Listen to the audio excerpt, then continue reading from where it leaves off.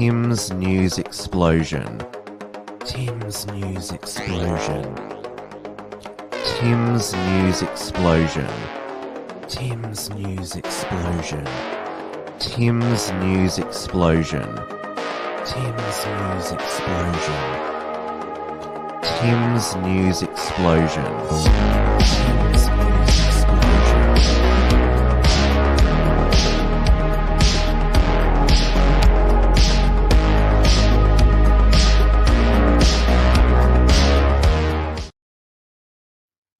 Hello, everybody, and welcome to this week's Tim's News Explosion. Tonight is Monday, the 17th of January, 2022. We are live as we aim to be every week on the Wilmsfront YouTube and DLive channels, as well as on the Entropy Enhanced software, where you can ask a direct question or send through a super chat. Hello to everyone in the live chat. It is 8:30 p.m. here in Melbourne, Victoria, where the Australian Open Tennis Grand Slam has begun, but without the defending men's singles 9-time champion Novak Djokovic. The full bench of the Federal Court of Australia yesterday upheld the Immigration Minister Alex Hawke's decision on Friday evening to use his discretionary powers to cancel Novak Djokovic's visa for a second time. Alex Hawke put the main justification for the visa cancellation was that Novak's unvaccinated status could lead to increased anti-vax sentiment in Australia. So the decision by the full federal court, it continued to uphold the godlike absolute power that Australian ministers have exercised throughout the whole pandemic. Obviously, at the federal level, the federal government has implemented all the travel bans through the Biosecurity Act, and then at the various state government levels, they have their own Public Health Act. And I've said this previously, but Australia's constitution is not like the United States, where it protects a whole bunch of rights. All Australia's constitution does is basically list the separation of powers, which is why I'm not surprised in this case the court rubber stamped the executive power of the minister. That's what they've done at both the state and federal court level. And of course, I should say that Novak Djokovic is not the first foreigner to have his visa into Australia cancelled by the immigration minister at the time, based on how their views could influence Australians. Going back a few years, Gavin McInnes, Milo Yiannopoulos, and anti-abortion campaigner Troy Newman all had their visa cancelled on both character grounds and what views they could spread throughout Australia. So, yes, nothing new here. It's just more of the same. In other better sporting news, the Australian cricket team has retained the Ashes in style, notching up a final win against the English at Bellerive Oval in Hobart to win the series 4-0. They didn't quite make a clean sweep with a draw in the Sydney cricket ground test. The English cricket team are now probably wishing that they were deported or had their visa cancelled on arrival, because that would be less humiliating than losing the series in such a comprehensive way. So they will return to their homeland now in crisis, as the British nation as a whole is in a crisis. I mean, they've got so many different crises going on in the United Kingdom at the moment. I mean, there's the ongoing energy crisis driven by the Conservative government's green agenda. They had their fuel pumps almost empty. It was around about September last year. Inflation is beginning to bite. Their border protection policy is still non-existent in the UK. They haven't been as good as Australia. Well, over the past 22 months, Australia has deterred pretty much anyone from wanting to visit Australia with all the bad publicity that we're getting. But in Britain, they're still getting all of those boats across the English Channel, the dinky divers as they're called. There's also the ongoing issues in the British monarchy, with obviously Prince Andrew last week being stripped of his titles. And we have Prince Harry now in a dispute with the British government over whether he'll be afforded taxpayer-funded security when he returns to the UK. And just in the past couple of days, there has been a British Labour MP caught up in a Chinese espionage scandal. So Barry Gardner, he received £500,000 in funding from a Chinese communist agent. And also, I'm not sure if many of you heard that there was a synagogue hostage siege in Texas, which thankfully no people worshipping inside that synagogue were hurt, but the perpetrator was a British national. So there is a lot going wrong up in the British nation. Though in good news, they are they have peaked in the Omicron wave. It's now on the way down, and amazingly, there was not the government sage, but the independent sage, which even more doomsday than the actual government sage. So they actually admitted that they were wrong, because they warned back in December that Britain could face 75,000 Omicron deaths unless more restrictions were imposed. They now say winter COVID deaths was substantially lower than originally feared. So it has here, as it says here, the scientists who warned Britain had little option but to impose severe restrictions or face tens of thousands of deaths from Omicron were last night in retreat.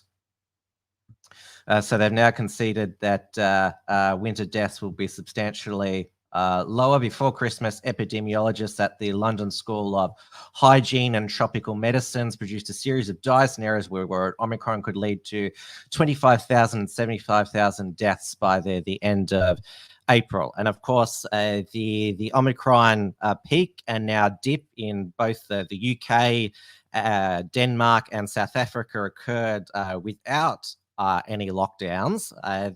With Australia, where most people are believing now we're at the Omicron peak now, and it will begin to dip again. That's without lockdowns as well.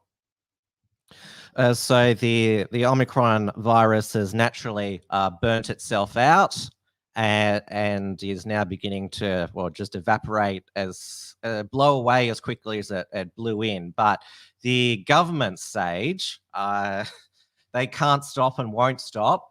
So even though the UK daily new cases have dropped below 100,000, Sage is now warning that there could be a summer wave of up to 10,000 daily hospital admissions. I mean, the odds of this being wrong as well are pretty significant. But despite most of these doomsday predictions being spectacularly wrong, the government medical and scientific officials who recommended all of the lockdowns over the past 2 years, here they are here, they all got knighted in the New Year's honours. So that turnip-looking guy in the top left there, Sir Chris Whitty now, he is the Chief Medical Officer of England. He was predicting 1 million Omicron cases per day by Christmas. He was only,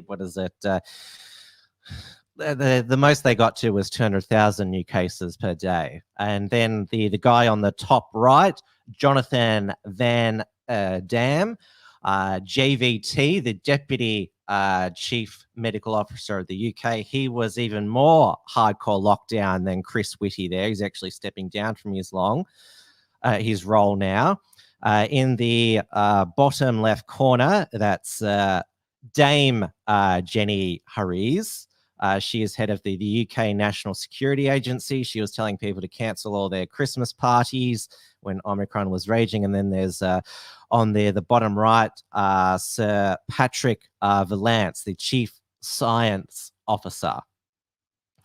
And now, so despite the fact that they advised all these cruel lockdowns for the past 2 years, and that their predictions have been spectacularly wrong, they all got knighted in the New Year period there. So they still get their honorary titles there, so there's no real consequence for them being spectacularly wrong. But there is now the question of whether Boris Johnson will be held accountable for, well, not just being wrong in following the advice, but whether he will keep his job for being a massive COVID hypocrite over the past 20 months.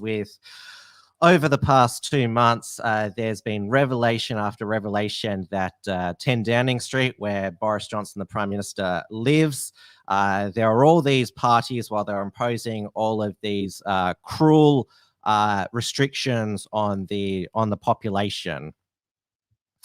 And now, how did it begin to unravel for Boris Johnson, who was the champion of Brexit? Well, it first started with the resignation of his then Health Secretary, Matthew Hancock, when he was busted violating social distancing to have an affair with it's now his girlfriend. They've both left their respective spouses, Gina Coladangelo. The tabloids in the UK, they're known for being extremely sensationalist and having a salacious exclusive headlines and visions. And so this was the first. The Sun newspaper got the secret footage of Matthew Hancock getting handy with his cock with his now girlfriend, then secret lover, Gina. I've forgotten how to pronounce her now. Last name again, Gina Coladangelo. Here's the footage and Matt Hancock's resignation.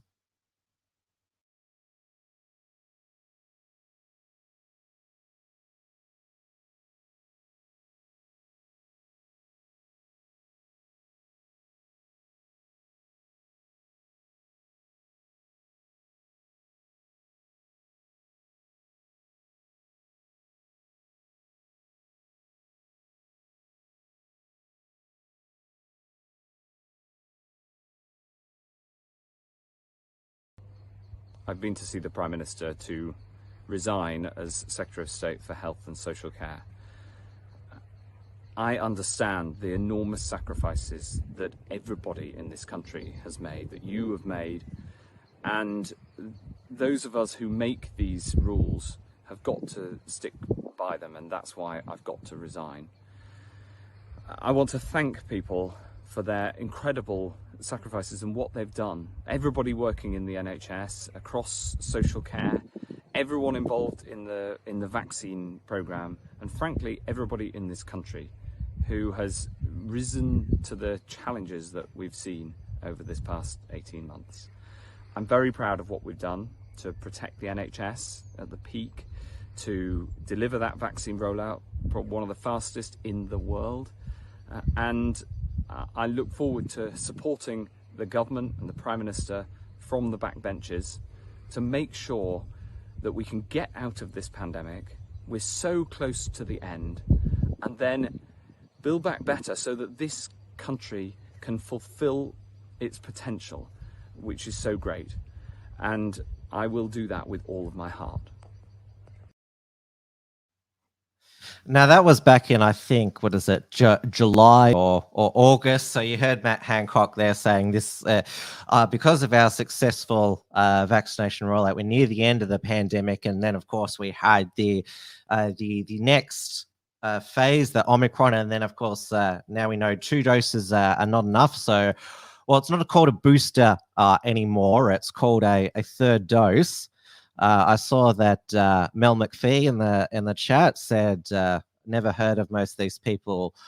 Well, this is what I'm here for, to explain who all these British political characters are, because Australia has not been the only nation screwed over by their leaders. The British have also suffered as well.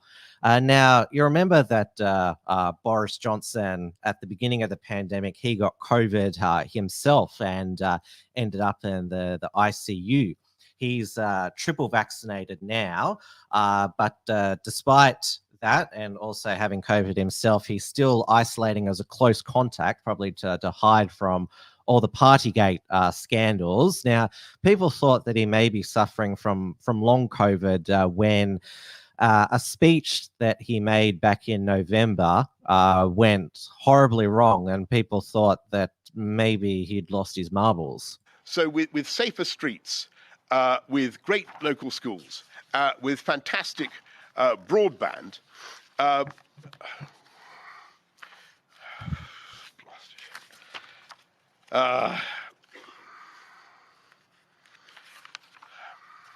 forgive me. Forgive me. Forgive me. People will have the confidence to stay nearer the place they grew up, to start business, and business will have the confidence to invest. Hands up anyone who's been to Peppa Pig World. Not enough. It's fantastic. I was a bit hazy what I would find at Peppa Pig World, but I loved it. And Peppa Pig World is very much my kind of place. It has very safe streets, discipline in schools. In your speech to the CBI, you lost your notes, you lost your place, you went off on a tangent about Peppa Pig. Frankly, is everything okay? I think that people got the vast majority of the points I wanted to make, and I thought it went over well. His backbenchers say it's embarrassing. Your words. Your words. Your words. And senior people in Downing Street tell the BBC it's just not working. Is everything okay, Prime Minister? I see that Senator Slayer said that Tim, why are you covering up the Novak story, carrying water for Dan Andrews again? I say, well, I touched upon it at the beginning of the show, but I'm pretty much Novak'd out, and because it just dominated the news for the past 12 days. But I did see that Dan Andrews yesterday at a press conference trotted out his usual line that this whole saga could have been avoided if he just complied and got the jabs. I mean, that's been Dan Andrews' retort to any type of pandemic overreach. All this wouldn't be necessary if people just complied. Then the Victoria Police wouldn't have to stomp on people's heads and shoot rubber bullets there. Yes, Peppa Pig land. Apparently, if you're floundering through your notes, just mention Peppa Pig land. So I think maybe if ScoMo gets lost in his notes, he can talk about. I don't know if in Australia we have Bluey land. Ew, no, that's definitely not the case. Definitely not related to. What are people talk? What's I know that Senator Slayer, Melissa, and another account in here, Biaki, are talking about. There was some video that claimed that Thomas Sewell was never in prison, some sort of conspiracy theory there. I haven't heard that. I'd like to, if there's some video of some conspiracy theorist claiming that, then please send it to me.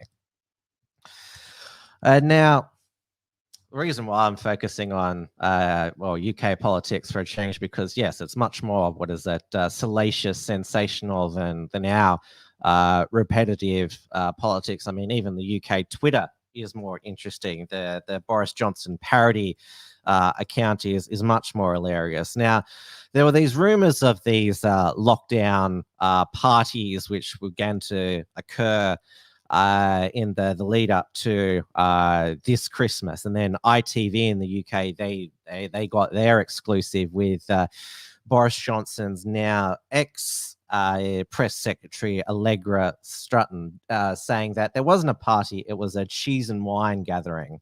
I've just seen reports on Twitter that there was a Downing Street Christmas party on Friday night. Do you recognise those reports? I went home. Hold on.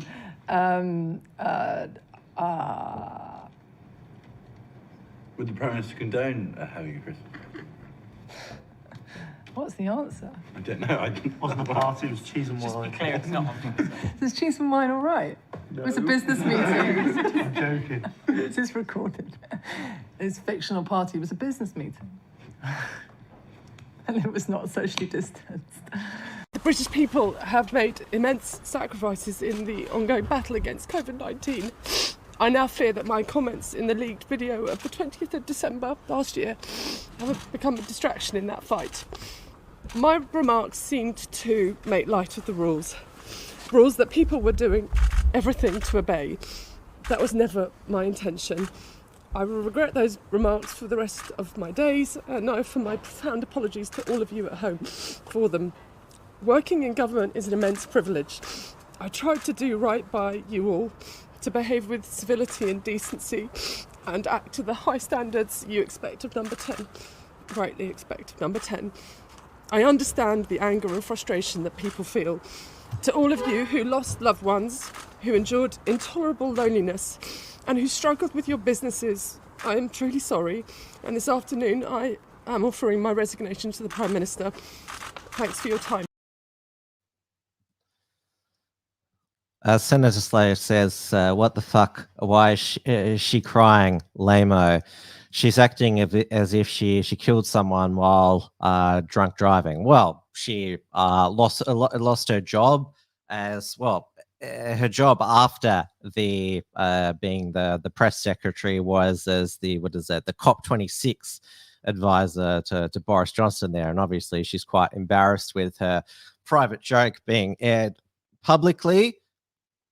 But she was the first scapegoat to save top dog Boris there. And this was the next, because Boris Johnson claimed that he was never at any of these parties, and he was just as furious. That was until he was spotted with wife Carrie and a few other number 10 staff. So they were chatting over cheese and wine. This was in May 2020 in the number 10 gardens there. This was during the first lockdown there. Now, these parties were going to be investigated by a top civil servant, Simon Case, but he quit the party pro because he was at some lockdown parties as well. So now Sue Gray, who's another civil servant, is investigating these parties. And so now the line is from Boris Johnson and his supporters, there can be no comment until Sue Gray has completed her inquiry. One of Boris's key defenders, Jacob Rees-Mogg, the leader of the House of Commons, said that maybe the rules were too harsh and that's why Boris broke them. The Prime Minister came here yesterday and apologised. He said that with hindsight it was not what should have happened or what he would have wanted to happen. It is being investigated by Sue Gray, a civil servant of the highest integrity and of the greatest reputation. But I think everybody understands, on all sides of the House, that people were obeying the rules and that these rules were very hard for people to obey. I received a message last night from a friend of mine who was unable to go to the funeral of his 2-year-old granddaughter. Now, one cannot hear these stories without grieving for people who suffered. And this was decisions that were taken at the beginning of the pandemic that affected people up and down the country, and they were very hard. And we must consider, as this goes to an inquiry, and we look into what happened with COVID, whether all those regulations were proportionate, or whether it was too hard on people,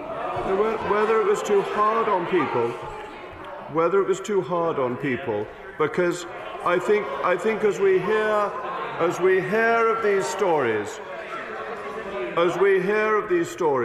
we inevitably grieve for those who suffered, those who could not visit people that they loved, their family, and could not attend funerals.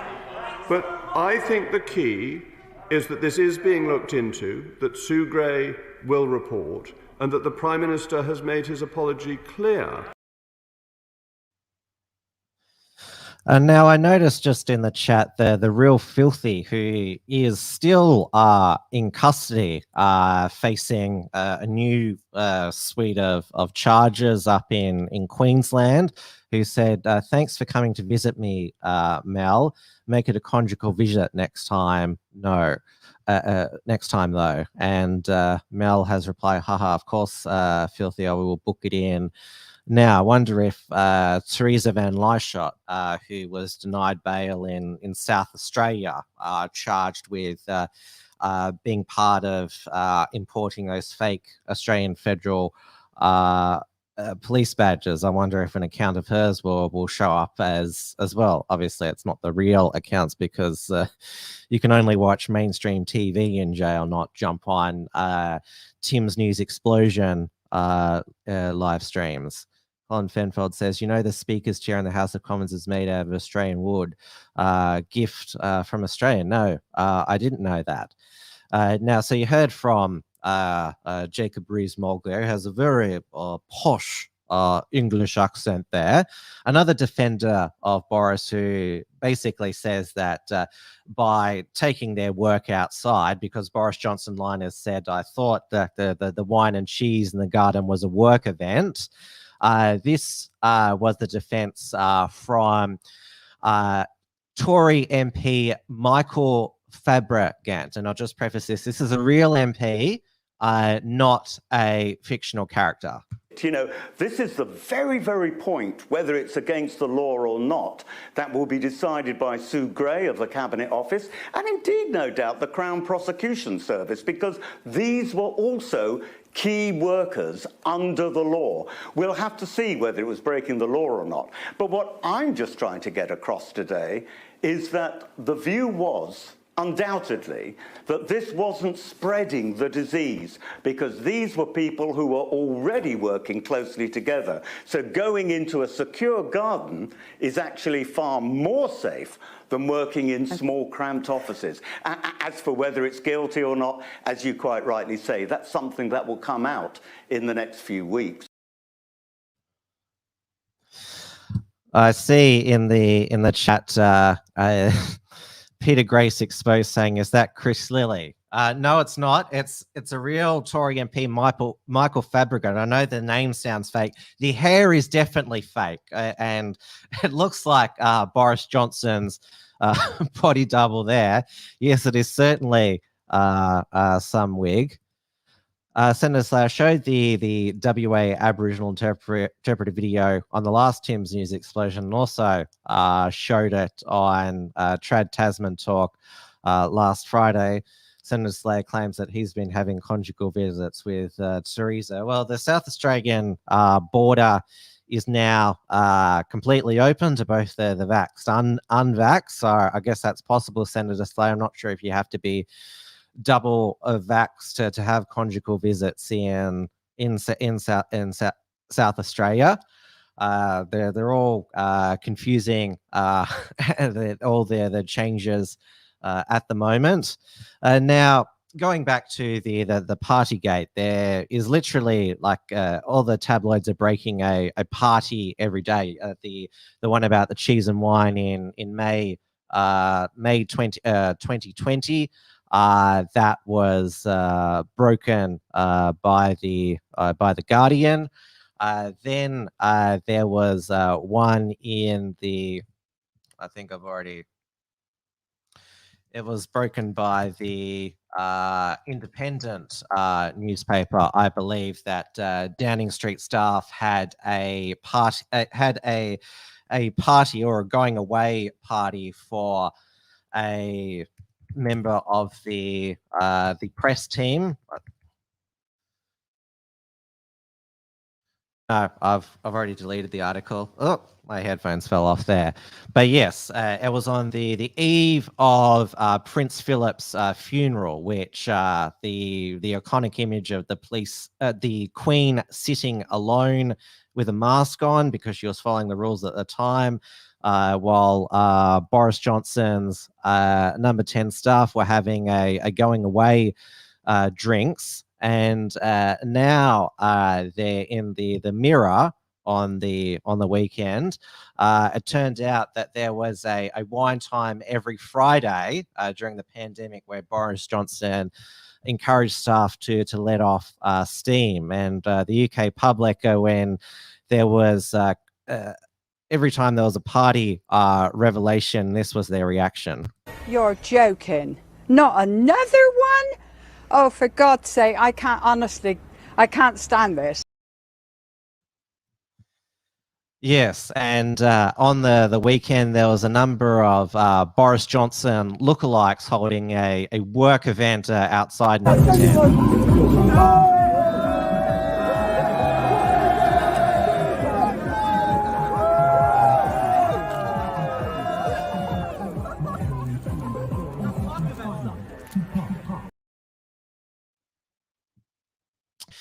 Now the question is, will Boris Johnson survive? Will the Tories replace him? Because the Conservatives have fallen 10 points in the polls, and I don't think any of them want Sir Keir Starmer to be anywhere near 10 Downing Street. The UK Labour Party, they voted for Boris Johnson's Plan B restrictions over Christmas, which will be lifted by the end of January. Boris Johnson, to help save himself, he's going to sacrifice a few key aides. It's called Operation Save Big Dog. Now, there's another operation, Operation Red Meat, to provide red meat to the Tory base, so that they want him to. They hope that regains the Conservative base support for him. There's local council elections in May, which will be a test of Boris Johnson's prime ministership. But who would replace Boris Johnson? Well, these are the people who could replace him. So Rishi Sunak is the most popular amongst the Tory party members. He's the Chancellor of the Exchequer, which is the treasurer in the UK, and he would be the first prime minister of colour if he was elected by the Conservative members as prime minister. That would be an interesting milestone in their UK political history. The other familiar faces there is obviously Sajid Javid. He's also an ex-chancellor. He's now the health secretary, doling out all of those booster jabs. I call him Savage Jabberth. Then there is Liz Truss, who is the new foreign minister. Dominic Raab, he is the new justice minister. He'd, I think, be the first British prime minister of Jewish descent. I think he's half Jewish. So that would be another first there. Obviously, Sajid Javid would also be the first Prime Minister of colour if he got the job. So would Priti Patel, the Home Secretary, though she's been pretty useless as Home Secretary because the migrant boats have kept coming. Jacob Rees-Mogg, he'd probably be considered too conservative, too elitist to be Prime Minister. Michael Gove has been the perennial candidate there. He's the guy with the glasses there, but he is the most pro-lockdown cabinet minister there. So a lot of people have been saying you want to get rid of Boris. Careful what you wish for there. So that brings me to the end of this this great British politics special. Unless anyone has any further comments here or any further super chats or questions on entropy. He wouldn't be the first Jewish Prime Minister. Disraeli was the first. I stand corrected there. Pretty useless. Yes, Priti Patel is useless. I know that she did this terrible photo op where I think the I don't know who the border force are in the UK, but they were arresting some migrant criminals, and she was like there as the cops dragged them out. It was like the most it was the most terrible photo op ever there. Bingery says, make me a moderator with a spanner just temporarily. I'll link you to the stuff about Tom. No, that's the first time I've seen you on the chat by Kerry there. So just email it to me@timwilms.com. So I'll be back on Thursday with a Wilmsfront interview show. My guest will be Diego of the 5 Take. He's one of the Sydney pro-freedom, anti-mandate, anti-lockdown activists. He's currently the co-host of Yolk Time with Rafael Fernandez, which is a bit of a light podcast on about the freedom movement. So I'm looking forward to chatting with him. He was one of those who was targeted by the New South Wales police as probably part of Operation Stay at Home during the Sydney extended lockdown. And then, of course, Trad Tasman Talk at the end of the week, 6 p.m. Melbourne time on the Unshackled YouTube channel with Stephen Berry this week. As we'll be discussing, well, what's been going on in Australia this week. There's still this after now that the Novak Djokovic saga is almost over. There's a whole bunch of other crazy stuff that's happened today, including a Victorian government-sponsored TikTok advertisement encouraging teenagers to get the jab without their parents' permission. Don't forget to vote in the 2021 Unshackler Awards. There's 10 categories with 10 nominees each, and the winners are announced on Australia Day. So there's the Australian Regressive of the Year, Australian Unshackler of the Year, International Unshackler of the Year, Cis White Male of the Year, Cuck of the Year, Triggered Feminist of the Year, Australian Culture Warrior of the Year, Degenerate of the Year, International Media Personality of the Year, and Fake News of the Year. So thank you all for watching tonight. I'll see you later in the week for Wilmsfront, 8:30 p.m. Melbourne time on the Wilmsfront channel. Good night, stay safe and stay sane. Tim's News Explosion. Tim's News Explosion. Tim's News Explosion. Tim's News Explosion. Tim's News Explosion. Tim's News Explosion. Tim's News Explosion.